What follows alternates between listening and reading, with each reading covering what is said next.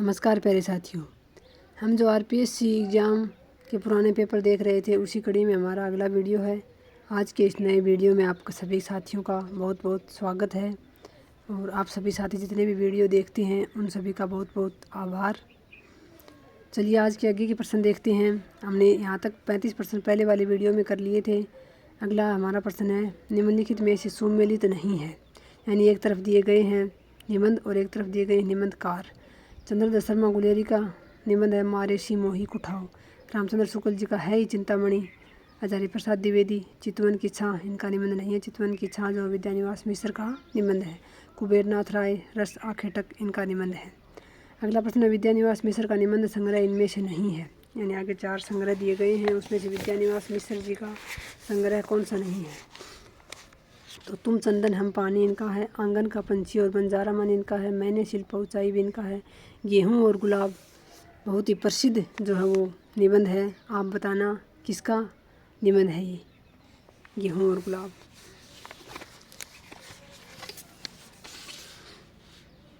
अगला प्रश्न है, 2 कथन दिए गए हैं।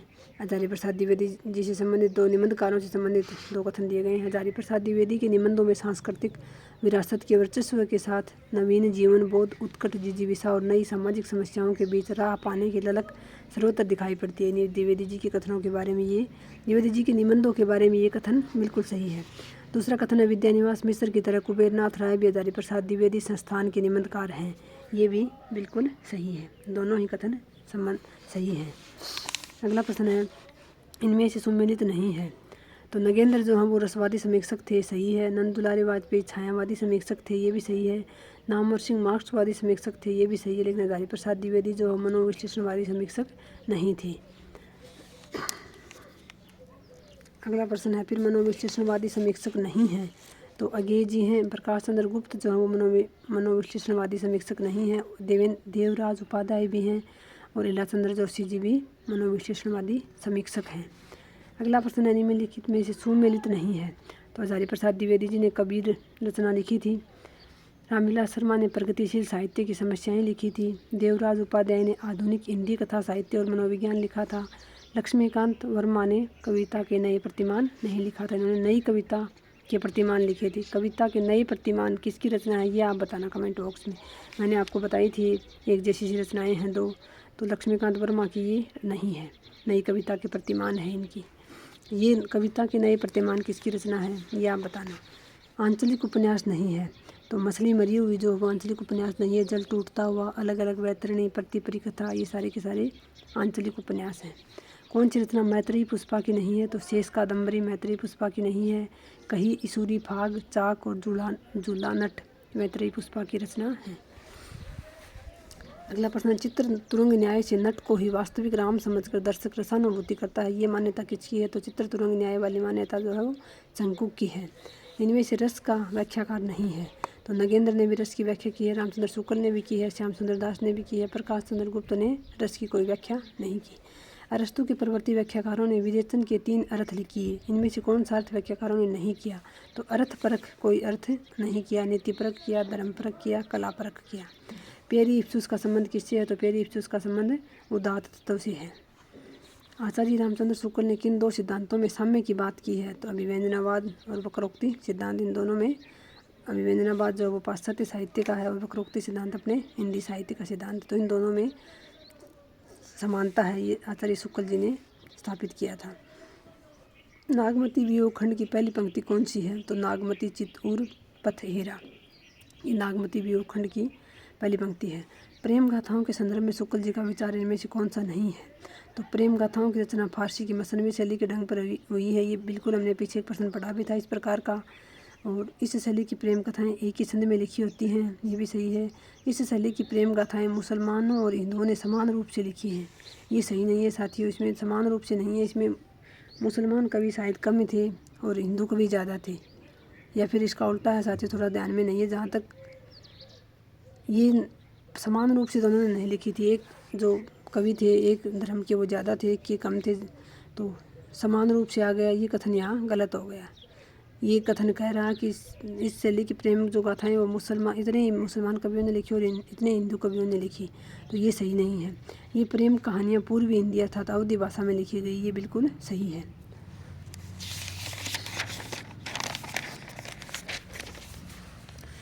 अगला हमारा प्रश्न है, जाए कहो बूझी कुशलात, ये पंक्ति किसने किससे कही है? तो ये गोपियों ने उद्धव से कही है कि आप वापस जाकर कृष्ण जी से उनकी कुशल पूछो।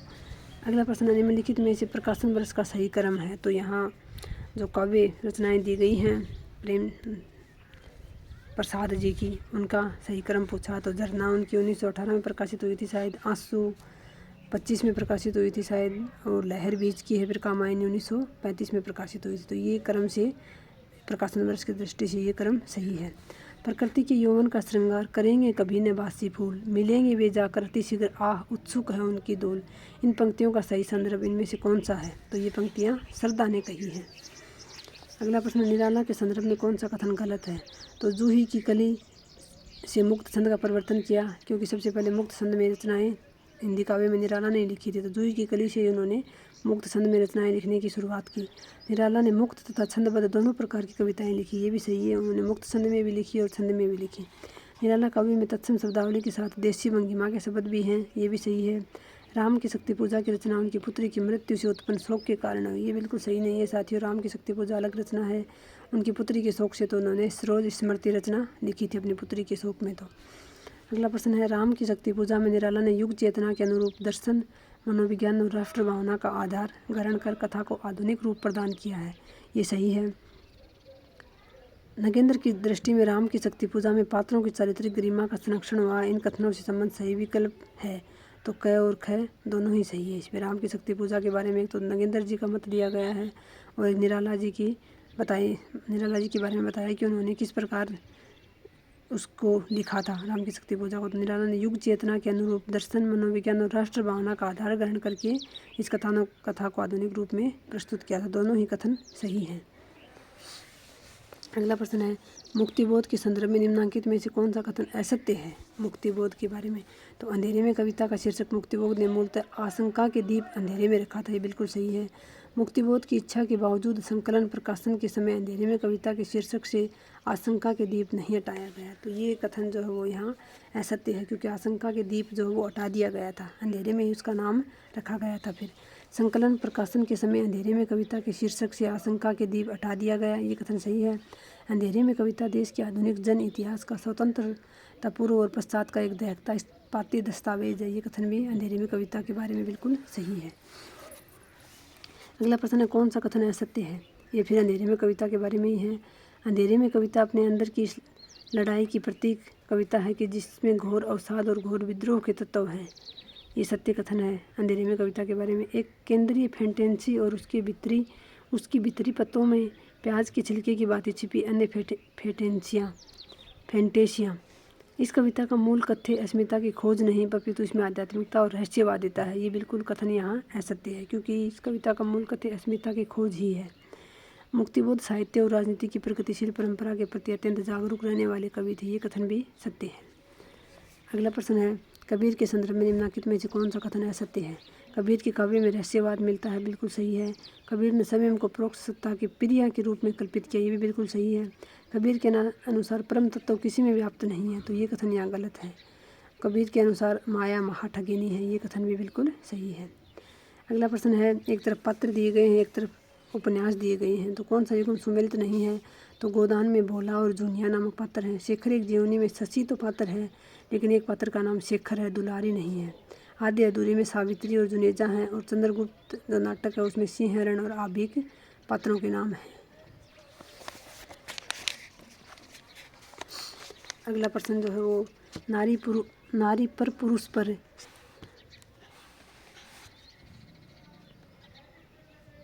कितने आसानी से विजय पा सकती है, इसका आज उन्हें जीवन में पहला अनुभव हो। ये अनुभव किसका है? तो ये मेहता का है। ये किसी उपन्यास का अंदर से कथन उठा के दे रखा है, जो कोई विशेष उपन्यास जोड़ रखा होगा, विशेष रचना होगी, उसका है। सौम्य कुलपति ने मुझे गृहस्थ जीवन में प्रवेश करने की आज्ञा दे दी, ये कथन किसका है? तो ये भी चाणक्य का सिंह हरण से है। ये भी कोई विशेष रचना जो शामिल है सेट में, उसी का बीच का कथन है। विशिष्ट पद रचना रीति विशेषो गुणात्मा, ये कथन किस ग्रंथ से है? तो ये काव्यालंकार सूत्रवती ग्रंथ का जो है कथन है। अगला है औचित्य रस सिद्धांत सिद्धस्त शिथिर काव्य से जीवितम, ये कथन किसका है? तो ये औचित्य जो सिद्धांत था, औचित्य जो संप्रदाय था, उसकी स्थापना करने वाले क्षेमेंद्र का ये कथन है। अगला प्रश्न, आचार्य रामचंद्र शुक्ल के संदर्भ में कौन सी युक्ति गलत है? तो शुक्ल जी ने व्यक्ति धर्म के स्थान पर लोक धर्म को श्रेष्ठ कर बताया, ये सही है। शुक्ल जी के अनुसार लोक हृदय के लीन होने की दशा का नाम रस दशा है, ये भी सही है। शुक्ल जी ने सूफी कवि जायसी को भक्तों की कोटि में परिगणित किया, ये भी सही है। शुक्ल जी छायावाद की आध्यात्मिक रहस्यवादी रूप के समर्थक थे, ये बिल्कुल गलत कथन है शुक्ल जी के बारे में। वो रहस्यवादी रूप जो उसके समर्थक नहीं थे। काव्यम यस्य से अर्थ करिते व्यवहार विदे शिवेतर क्षयते सद्य परिनिवृत्ते कांता सम्मत्योपदेश युजे, इस कथन के बारे में कौन सा युग्म सही है? तो ये मम्मट जो है उनकी परिभाषा है काव्य प्रयोजन के रूप में। काव्य प्रयोजन की परिभाषा दी गई है मम्मट के द्वारा। अगला प्रश्न, आचार्य भरत ने कितने रसों का वर्णन किया? तो आचार्य भरत ने अपने ग्रंथ जो है वो उसमें 8 रसों का वर्णन किया है। कौन सा युग्म सुमेलित है? तो कौन सा युग्म सुमेलित है? तो मम्मट का दवन्यालोक नहीं है, आनंदवर्धन का है दवन्यालोक, भामह का काव्य प्रकाश नहीं है, दंडी जो है वो काव्य दर्श जो ग्रंथ है इसके रचनाकार है, आनंदवर्धन काव्यालंकार के रचनाकार नहीं है, सिर्फ ये सुमेलित है दंडी का काव्य दर्श जो है वो सही है ग्रंथ। अगली फिर परिभाषा दी गई है, काव्य शोभाकरान धर्मालंकार प्रशस्ते, ये पंक्ति किसकी है? तो ये दंडी की पंक्ति है, काव्य की परिभाषा है ये। अगला प्रश्न है, प्रसाद के नाटकों के संदर्भ में कौन सा कथन असत्य है? तो प्रसाद के नाटकों में देव असुर एवं मानव तीनों श्रेणी के पात्र हैं, बिल्कुल सही है। प्राचीन सामाजिक और नैतिक आदर्श के साथ नवीन व्यक्ति स्वातंत्रता का संगम प्रसाद में नहीं मिलता, ये कथन गलत है। प्रसाद के बारे में ये उनके जो नाटक हैं उनमें ये सब देखने को मिलता है, प्राचीन सामाजिक जो परंपरा थी उसका भी, नैतिक आदर्श का भी, और उसके साथ साथ नवीन स्वतंत्रता संगम जो है उसका भी रूप देखने को मिलता है प्रसाद के नाटकों में। तो ये कथन प्रसाद जी के बारे में असत्य है। प्रसाद के नाटकों में राष्ट्रीय एवं सांस्कृतिक चेतना है, सही है। ध्रुव स्वामिनी नाटक में विवाह विच्छेद पर प्रसाद जी का दृष्टिकोण उन्हें संस्कृति का सजग दृष्टा घोषित करता है, ये भी बिल्कुल सही है। अगला प्रश्न है, निर्गुण भक्ति में माधुर्य भाव का समावेश होने पर क्या होता है? तो रहस्यवाद का अभ्युदय हो जाता है। भारत में प्रगतिशील लेखक संघ के प्रथम अधिवेशन से जुड़ा हुआ कौन सा संदर्भ सही है? तो भारत में प्रगतिशील लेखक संघ के जो प्रथम अधिवेशन है 1936 में हुआ था लखनऊ में, और उसके जो प्रथम अध्यक्ष थे वो प्रेमचंद जी थे। वाक्य रसात्मक काव्य किसकी पंक्ति है? तो ये वाक्यम विश्वनाथ, आपको याद रखना है, ये प्रसिद्ध पंक्ति जो है वो काव्य के बारे में विश्वनाथ जी की है। शेखर का संपर्क किस पात्र से नहीं है? तो शेखर जो अज्ञेय जी का उपन्यास है उसके पात्रों के नाम दिए गए हैं, तो उसमें सुचिता से उनका संपर्क नहीं है। निम्नलिखित में से किसने एक भी ऐतिहासिक उपन्यास नहीं लिखा? तो रांगे राघव, वृंदावन लाल वर्मा, चतुर्सेन शास्त्री ने तो लिखे हैं। नागार्जुन ने ज़्यादा जो वो क्षेत्रीय या आंचलिक उपन्यास लिखे, इन्होंने ऐतिहासिक उपन्यास नहीं लिखा। विडम्बना का अंग्रेजी पर्याय है, तो विडम्बना का अंग्रेजी अर्थ होता है आयरनी। तो ये हमारे जो सेट का पेपर था 2013-14 का, उसके 75 प्रश्न पूर्ण हो गए हैं साथियों। ऐसे ही आप अपनी तैयारी में लगे रहिए, आपको निश्चित रूप से सफलता मिलेगी। और ये किताब मैंने आपको लास्ट में इसका पेज दिखा दिया है, ये आपको मैंने नंबर दिखा दिए हैं, इनसे आप संपर्क करके इस किताब को मंगवा सकते हैं। धन्यवाद साथियों।